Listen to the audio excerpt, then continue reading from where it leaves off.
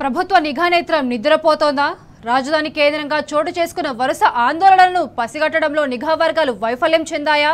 సరైన టైంలో పాలకులను అప్రమత్తం చేయడంలో పోలీస్ ఇంటెలిజెన్స్ వరుసగా ఫెయిల్ అవుతోందా అంటే అవుననే సమాధానాలు వస్తున్నాయి. కాంగ్రెస్ పార్టీలో, ప్రభుత్వంలో రెండు చోట్ల ఇప్పుడు ఇదే హాట్ టాపిక్ గా మారింది.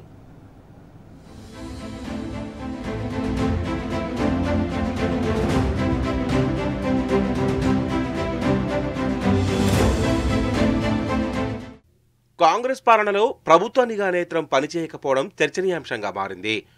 కాంగ్రెస్ పార్టీలో, సర్కార్ వర్గాల్లో ఇదే విషయాన్ని చర్చించుకుంటున్నారు.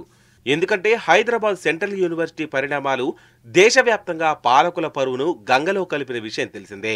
విద్యార్థుల్లో నివురుగప్పిన నిప్పులా ఉన్న ఆవేశాన్ని పోలీసులు ముందే గుర్తించి ఆ ఇంటెల్ను ప్రభుత్వానికి చేరవేస్తే ఈ పరిస్థితి తలెత్తడం మాటటుంచి వాతావరణం కూడా ఇంత ఉద్రిక్తంగా మారేది కాదేమో అన్న శంక ప్రభుత్వ వర్గాలను వెంటాడుతోంది.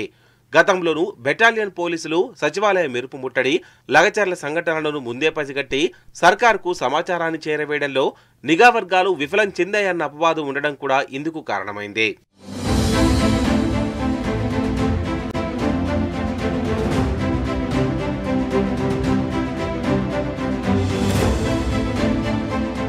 ముఖ్యమంత్రి రేవంత్ రెడ్డి చేసే ప్రతి సమీక్షలో ఇంటెలిజెన్స్ అధికారులు కూడా పాల్గొనడం సర్వసాధారణం.